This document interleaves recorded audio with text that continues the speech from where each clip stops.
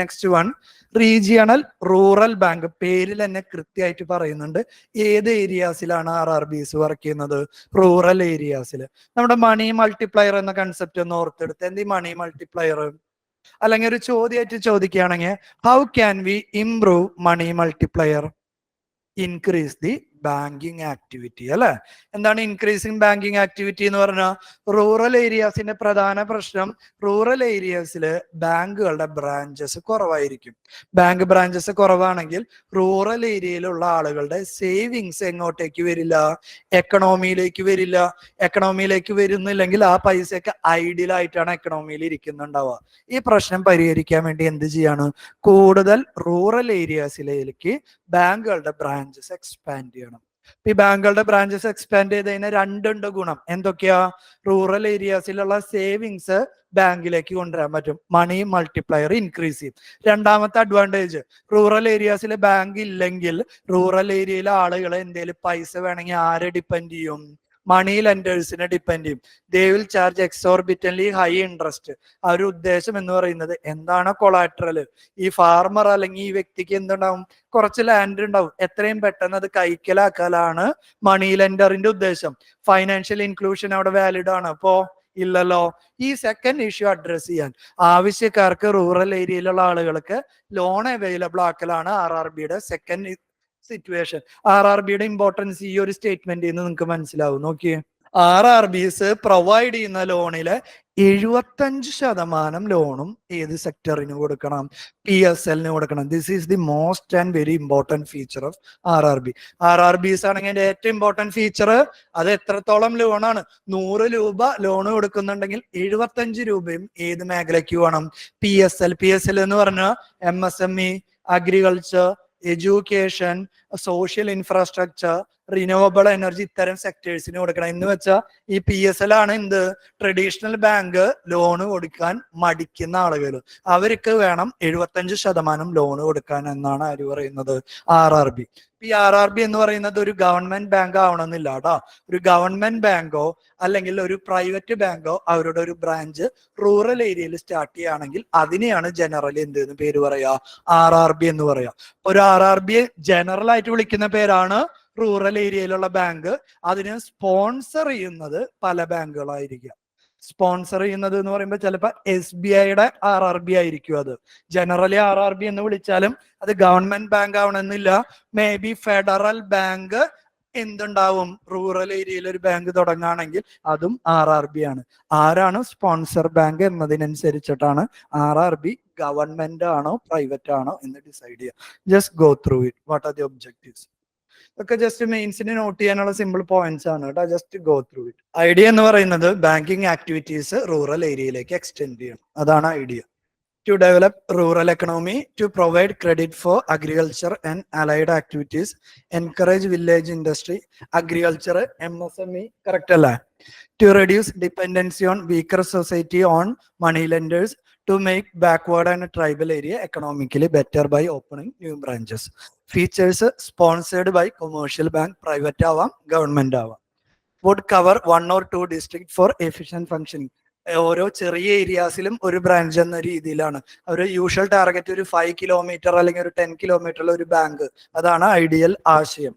Management will be carried out by a chairman who is an officer of sponsoring bank and total അഡ്വാൻസസിൽ 75% PSLന് കൊടുക്കണം. Okay അല്ലേ? What are the concerns or issue? Rural ഏരിയയിൽ bank തുടങ്ങിയാലും എന്താണ്? Slow mobilisation of deposit. Rural ഏരിയയിലുള്ള ആളുകളുടെ പ്രധാന പ്രശ്നം എന്ന് പറയുന്നത് ബാങ്ക്സിന് മുകളിലുള്ളവരുടെ ട്രസ്റ്റ് വളരെ കുറവാണ്. Slow mobilisation of deposit. Loan കൊടുക്കുന്ന ഭൂരിഭാഗം ആളുകൾ ആരാ? ഹൈ റിസ്ക് ആയിട്ടുള്ള കസ്റ്റമേഴ്സ് ആണ് അല്ലെ? അപ്പൊ potentiality of NP and losses would be also high. RRBസിന് യൂഷ്വലി നഷ്ടം സംഭവിക്കുകയാണെങ്കിൽ പലപ്പോഴും ആ ലോണ് അടയ്ക്കുക നബാർഡ് ആയിരിക്കും. നബാർഡിലേക്ക് ആ പൈസ ആര് കൊടുക്കും? സെൻട്രൽ ഗവൺമെന്റ് കൊടുക്കും. അങ്ങനെയൊക്കെ ഒരു ആശയമുണ്ട് കേട്ടോ. അല്ലെങ്കിൽ ഏതെങ്കിലും കൊമേഴ്ഷ്യൽ ബാങ്ക് RRB തുടങ്ങാൻ സമ്മതിക്കുന്നു തോന്നുന്നുണ്ടോ? യൂഷ്വലി RRBസിന് നഷ്ടം അല്ലെങ്കിൽ ബാഡ് ലോൺ വന്നാൽ നബാർഡ് റീഫിനാൻസ് ചെയ്യും. നബാർഡിന് ഫണ്ട് എവിടെ നിന്ന് വരും? ഗവൺമെന്റിൽ നിന്ന് വരും. ജസ്റ്റ് മൈൻഡിൽ ഇരുന്നോട്ടെ കേട്ടോ. Large number of branches. ഒക്കെ അതിന്റെ ഇഷ്യൂ. ലാർജ് നമ്പർ ഒരുപാട് ബ്രാഞ്ചുകൾ ഉണ്ടാവും, പക്ഷെ ഒന്നിലും കാര്യമായിട്ട് എക്കണോമിക് ആക്ടിവിറ്റി ഒന്നും നടക്കുന്നുണ്ടാവില്ല. RRBസിന് കുറച്ച് എക്സാമ്പിൾസ്, ഇതൊന്നും പഠിക്കേണ്ട, ഇങ്ങനെ കുറെ ഉണ്ട് എന്ന് അറിഞ്ഞാൽ മതി കേട്ടോ. RRBസിന് കുറച്ച് example. Next one payment bank. ഈ പേയ്മെന്റ് ബാങ്ക് എന്ന് പറയുന്ന ആശയം വെരി റീസെന്റ് എമേർജ് ചെയ്തിട്ടുള്ള ഒരു കൺസെപ്റ്റാണ്. അപ്പൊ ആദ്യത്തെ പോയിന്റ്, ഈ പേയ്മെന്റ് ബാങ്ക് എന്ന് പറയുന്ന ആശയം ആദ്യമായിട്ട് സജസ്റ്റ് ചെയ്തിട്ടുള്ളത് Nachiket Mor committee on banking reforms. Banking റിഫോംസുമായി ബന്ധപ്പെട്ട് ഗവൺമെന്റ് അപ്പോയിന്റ് ചെയ്ത ഒരു കമ്മിറ്റിയാണ് നച്ചിക്കേത് മോർ കമ്മിറ്റി 2030. ഇവരാണ് എന്ത് റെക്കമെൻഡ് ചെയ്തിട്ടുള്ളത്? ഈ പേയ്മെന്റ് ബാങ്ക് എന്ന് പറയുന്ന ഒരു ആശയം. അപ്പോൾ നമുക്ക് അടുത്ത പോയിന്റ് നോക്കാം. എന്തുകൊണ്ടാണ് ഈ പേയ്മെന്റ് ബാങ്ക് എന്ന് പറയുന്ന ഒരു ആശയം ഇൻട്രൊഡ്യൂസ് ചെയ്തിട്ടുള്ളത്? എന്താണ് first point? To increase or wide the spread of payment and financial services to small businesses, low income household, migrant labour workforce. ഇവിടെ 3 കാറ്റഗറി ഓഫ് ആളുകളെ പറഞ്ഞിട്ടുണ്ട്. ആരൊക്കെയാ? Small business, low income household, migrant labour workforce. ബാങ്കിന്റെ ടൈമിൽ പറയുകയാണെങ്കിൽ ഇവർ ഇത് ഏത് കാറ്റഗറി ഓഫ് കസ്റ്റമേഴ്സ് ആണ്? ഹൈ റിസ്ക് കസ്റ്റമേഴ്സ് ആണ് അല്ലെ. അപ്പൊ ഇവിടെ എന്താണ് ആദ്യത്തെ ഇമ്പോർട്ടന്റ് പോയിന്റ്? പേയ്മെന്റ് ബാങ്ക് ഉണ്ടാക്കിയിട്ടുള്ളത് വലിയ വലിയ കോർപ്പറേറ്റിന് കടം കൊടുക്കാനല്ല. കാരണം നോക്കിയേ, ഈ പേയ്മെന്റ് ബാങ്കിന്റെ കപ്പാസിറ്റി എന്ന് പറയുന്നത് ഇതിൽ കൊടുത്തിട്ടുണ്ടോ? യൂഷ്വലി 200 crore ഒക്കെയാണ് ഒരു പേയ്മെന്റ് ബാങ്കിന്റെ മാക്സിമം ക്യാപിറ്റൽ എന്ന് പറയുന്നത്. അത്രയും പൈസ വെച്ചിട്ട് അവർക്ക് ക്യാപിറ്റലുകൾ അല്ലെ MNC അല്ലെങ്കിൽ വലിയ കമ്പനികൾക്കൊന്നും അവർക്ക് എന്ത് കൊടുക്കാൻ പറ്റില്ല? ലോൺ കൊടുക്കാൻ പറ്റില്ല. ഈ പേയ്മെന്റ് ബാങ്ക് എന്ന ആശയം ഇൻട്രൊഡ്യൂസ് ചെയ്തത് ചെറിയ ഡെപ്പോസിറ്റുകൾ എടുക്കാനും ചെറിയ ലോൺസ് കൊടുക്കാനും വേണ്ടി മാത്രമുള്ള ആശയമാണ്. I repeat again, purpose of payment bank എന്ന് പറയുന്നത് ചെറിയ ഡെപ്പോസിറ്റുകൾ എടുക്കാനും ചെറിയ ലോൺസ് കൊടുക്കുന്നതിനും വേണ്ടി. ആരിൽ നിന്ന്? ഈ ചെറിയ low income household, small businesses, ഇതേപോലെയുള്ള ആളുകളിൽ നിന്ന് ഡെപ്പോസിറ്റ് എടുക്കാനും അവർക്ക് ലോൺ പ്രൊവൈഡ് ചെയ്യുന്നതിനും വേണ്ടിയിട്ടുള്ള ഒരു, that is increasing the spread of banking activity എന്നൊരു ആശയം മുൻനിർത്തി മുന്നോട്ട് വെച്ചിട്ടുള്ളതാണ് പേയ്മെന്റ് ബാങ്ക്. ഇപ്പൊ ചെറിയ ഡെപ്പോസിറ്റ് എടുക്കാൻ പറ്റുള്ളൂ എന്ന് പറഞ്ഞില്ലേ? നിങ്ങളിപ്പോ SBIയിൽ പോയി കഴിഞ്ഞാൽ നിങ്ങൾക്ക് എന്തെങ്കിലും ലിമിറ്റ് ഉണ്ടോ ഡെപ്പോസിറ്റ് ചെയ്യാൻ? പ്രോപ്പർ ഡോക്യുമെന്റ് കൊടുത്താൽ നിങ്ങൾക്ക് എത്ര വേണമെങ്കിലും 10 രൂപ തൊട്ട് 10 കോടി വരെ 100 കോടി വരെ എത്ര വേണമെങ്കിലും നിങ്ങൾക്ക് ഡെപ്പോസിറ്റ് ചെയ്യാം. പേയ്മെന്റ് ബാങ്ക് ആണെങ്കിൽ ലിമിറ്റ് ഉണ്ട്, പഠിക്കണം കേട്ടോ. ലിമിറ്റ് എത്രയാ? 2 lakh പെർ കസ്റ്റമർ. മാക്സിമം ഒരു കസ്റ്റമറിൽ നിന്ന് 2 ലക്ഷം രൂപ വരെയാണ് പേയ്മെന്റ് ബാങ്കിന് ഡെപ്പോസിറ്റ് എടുക്കാൻ വേണ്ടി പറ്റുള്ളൂ. മിനിമം ക്യാപിറ്റൽ 100 ആണ്. റീസെന്റ് റിവൈസ് ചെയ്തിട്ടുണ്ട് കേട്ടോ. എനിക്ക് ഓർമ്മയില്ല. മിനിമം ഒരു പേയ്മെന്റ് ബാങ്ക് ഫോം ചെയ്യണമെങ്കിൽ അതിന്റെ കപ്പാസിറ്റി അല്ലെങ്കിൽ ക്യാപിറ്റൽ എന്ന് പറയുന്നത് 100 crore ആണ്. ഓക്കെ അല്ലേ? ഇനി അടുത്ത ഇമ്പോർട്ടന്റ് പോയിന്റ് നോക്കിയേ. ഇവര് ചെറിയ എമൗണ്ടുകളല്ലേ ലോൺ ആയിട്ട് എടുക്കുന്നുള്ളൂ. ചെറിയ എമൗണ്ട് ലോണാണ്, ചെറിയ ലോൺസ് ആണ് കൊടുക്കുന്നത്. അപ്പൊ ട്രഡീഷണൽ ബാങ്ക് മാതിരി ഇവര് ഏതൊക്കെ ആക്ടിവിറ്റീസ് ചെയ്യില്ല? They cannot issue loans and credit cards. അപ്പൊ ഇവരെന്താ ചെയ്യുന്നതെന്ന് ഞാൻ പറയാം. അവർക്ക് ക്രെഡിറ്റ് കാർഡ് ഒന്നും ഇഷ്യൂ ചെയ്യുന്നില്ല. യൂഷ്വലി ഇവർ ഈ പൈസ, ഇവർക്കൊക്കെ കാശ് എത്താന്ന് പറഞ്ഞാൽ യൂഷ്വലി ഇവർ ചെയ്യുന്നത് PSL ഇൻവെസ്റ്റ് ചെയ്യാണ് ചെയ്യാടാ. RIDF എന്ന് പറയുന്ന നബാർഡിന്റെ ഒരു ഫണ്ടിന്റെ കാര്യം ഞാൻ പറഞ്ഞില്ലേ? RIDF അത് എന്തിനുള്ളതാ? റൂറൽ സെക്ടറിന്റെ ഗ്രോത്ത് അല്ലെങ്കിൽ ഇംപ്രൂവ്മെന്റിന് വേണ്ടിയുള്ള ഫണ്ടാ. ആ RIDF ഫണ്ട് അല്ലെങ്കിൽ പ്രിയോറിറ്റി സെക്ടർ ലെൻഡിങ് സർട്ടിഫിക്കറ്റ് എന്ന് പറയുന്ന ഒരു ആശയമൊക്കെ ഉണ്ട്. അത്തരം കാര്യങ്ങളിലാണ് യൂഷ്വലി പേയ്മെന്റ് ബാങ്ക്സ് പൈസ ഡെപ്പോസിറ്റ് ചെയ്യുക. അപ്പൊ അതിൽ നിന്ന് തന്നെ നമുക്ക് അടുത്തൊരു കാര്യം മനസ്സിലായി. എന്താണ്? ക്രെഡിറ്റ് കാർഡാണ് ഇഷ്യൂ ചെയ്യാൻ പറ്റില്ല എന്ന് പറഞ്ഞിട്ടുള്ളൂ. അവർക്ക് എന്ത് ഇഷ്യൂ ചെയ്യാം? ഇതൊന്നും തെറ്റിപ്പോരുത് കേട്ടോ. They can issue debit cards and they can also provide online or banking services. ഞാനൊന്ന് പോയിന്റ്സ് ആയിട്ട് അല്ലെങ്കിൽ ക്വസ്റ്റ്യൻ ആയിട്ട് ചോദിക്കട്ടെ. എന്തൊക്കെ അലൗഡ് ആണ്, എന്തൊക്കെ അലൗഡ് അല്ല എന്ന്. Payment banks are created for financing larger companies or MNCs. Is that correct or wrong? Wrong ആണ്. Payment banks are created for financial inclusion and increasing the banking activity in unbanked area. ശരിയാണോ statement? Correct ആണ്. Payment banks can issue credit card. Wrong ആണ്. Payment banks can issue ATM or debit card. The maximum limit per customer is 1 lakh rupees. Wrong. 2 lakh ആണ്. Payment banks can issue cheques. Wrong ആണ് കേട്ടോ. Check ഒന്നും പറ്റില്ല, ATM card ആണ് പറ്റുള്ളൂ കേട്ടോ. Payment banks can run online banking services. Online transaction അല്ലെങ്കിൽ bank. ഇത്ര പോയിന്റ് ഓക്കെ ആണോ? ഇത്ര മതി കേട്ടോ.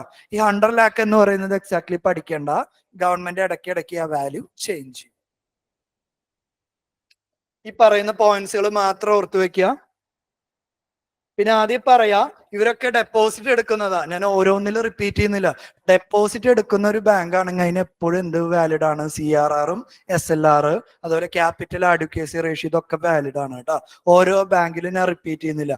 നിങ്ങളുടെ കയ്യിൽ നിന്ന് ഒരു ബാങ്ക് കാശ് എടുത്ത് വെക്കുന്നുണ്ടെങ്കിൽ ആ ബാങ്കിന് എന്ത് വേണം? നിങ്ങൾക്ക് കാശ് തിരിച്ചു തരാൻ റെസ്പോൺസിബിൾ ആണ്. ഇപ്പൊ പേയ്മെന്റ് ബാങ്ക്സ് ആണെങ്കിലും RRBs ആണെങ്കിലും അവർക്കൊക്കെ എന്ത് വാലിഡ് ആണ്? CRR, SLR, capital advocacy ratio, ഇതൊക്കെ ബാധകമാണ്. ഞാൻ പറയുന്നില്ല എന്നതിനർത്ഥം അതില്ല എന്നല്ല കേട്ടോ. ആരൊക്കെ ഡെപ്പോസിറ്റ് എടുക്കുന്നുണ്ടോ അവർക്കൊക്കെ ആ കണ്ടീഷൻസ് വാലിഡ് ആണ്. ഇനി അടുത്തതാണ് ഡൊമസ്റ്റിക്കലി സിസ്റ്റമിക് ഇമ്പോർട്ടന്റ് ബാങ്ക്. നേരിട്ട് നമുക്ക് ഒരു ഡെഫിനിഷനിലേക്ക് കൊടുക്കാം. ഡൊമസ്റ്റിക്കലി സിസ്റ്റമിക് ഇമ്പോർട്ടന്റ് ബാങ്ക് എന്ന് പറഞ്ഞു കഴിഞ്ഞാൽ നമ്മുടെ എക്കണോമിയിൽ ചില ബാങ്കുകൾ വളരെ ഇമ്പോർട്ടന്റ് ആയിരിക്കും. ആ ബാങ്കിന്റെ പ്രത്യേകത എന്ന് പറയുന്നത് അവർക്ക് വളരെ ലാർജ് ക്യാപിറ്റൽ ബേസ് ഉള്ള ആളുകളായിരിക്കും. ലാർജ് ക്യാപിറ്റൽ ബേസ് എന്ന് പറഞ്ഞാൽ എന്തായിരിക്കും?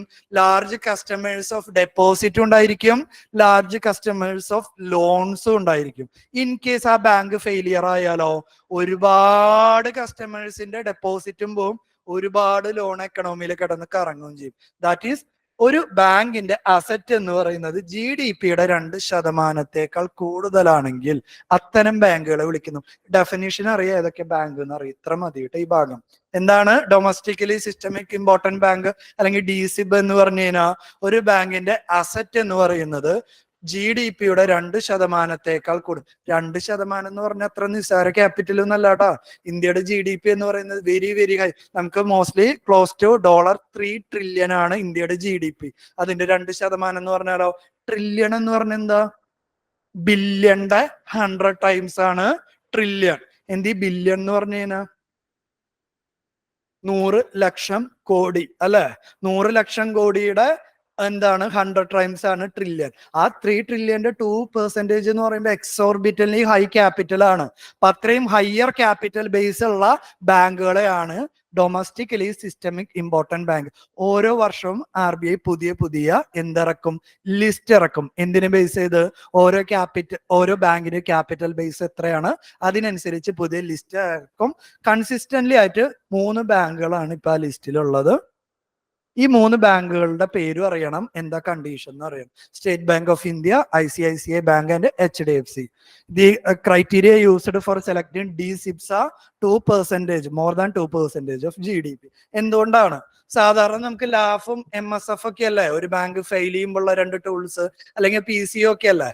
ചെറിയ ബാങ്കുകൾക്ക് അതൊക്കെ മതി. ഇത്രയും വലിയ ബാങ്കുകൾ ഫെയിൽ ആയി കഴിഞ്ഞാൽ വളരെ എക്കണോമിക് കറ്റാസ്ട്രഫിയാണ് സംഭവിക്കുക. അത്തരം സമയങ്ങളിൽ ഗവൺമെന്റ് സപ്പോർട്ട് ചെയ്യുക ബാങ്കിന്, RBIയും സപ്പോർട്ട് ചെയ്യും ഇത്രയും വലിയ ബാങ്ക് ഫെയിൽ ചെയ്യാവാതിരിക്കാൻ. ഓക്കെ അല്ലെ? ഈ കാര്യങ്ങളൊന്നും അറിഞ്ഞിരിക്കുക കേട്ടോ. Development financial institution.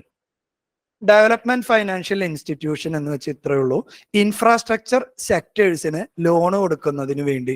Infrastructure സെക്ടേഴ്സിന് loan കൊടുക്കുമ്പോൾ അതിന്റെ ടേം എന്ന് പറയുന്നത് എന്തായിരിക്കും? ലോങ് ഡ്യൂറേഷനിലേക്കായിരിക്കും അല്ലെ. ലോങ് ഡ്യൂറേഷനിലുള്ള ഇൻഫ്രാസ്ട്രക്ചർ സെക്ടേഴ്സിനൊക്കെ ലോൺ കൊടുക്കുന്നതിന് വേണ്ടി ഫോം ചെയ്തിട്ടുള്ള ഇൻസ്റ്റിറ്റ്യൂഷൻസിനെയാണ് DFI എന്ന് പറയാം. ഇൻഫ്രാസ്ട്രക്ചർ എന്ന വാക്ക് മാറ്റിയിരുത്താലോ, ടേം ലെൻഡിങ് ഇൻസ്റ്റിറ്റ്യൂഷൻ അല്ലെങ്കിൽ ലോങ് ടൈമിലേക്ക് ലോൺ കൊടുക്കുന്ന ഇൻസ്റ്റിറ്റ്യൂഷൻസിനെ വിളിക്കുന്ന പേരാണ് DFI. ഒരു എക്സാമ്പിൾ നമ്മളിപ്പോ ഓൾറെഡി പഠിച്ചു DFIക്ക്. നബാർഡ്. വേറൊരു example SIDBI. Small industries development bank of India. Next one EXIM, export import bank of India. താഴെ ഉണ്ടല്ലോ ഓൾറെഡി. EXIM, സിഡ്ബി, നബാർഡ്, ഇതിനൊക്കെയാണ്. ഇതൊക്കെ ഒന്ന് അറിഞ്ഞിരിക്കുക കേട്ടോ. ഇതൊക്കെ എന്താന്നൊക്കെ ഒന്ന് അറിഞ്ഞിരിക്കുക.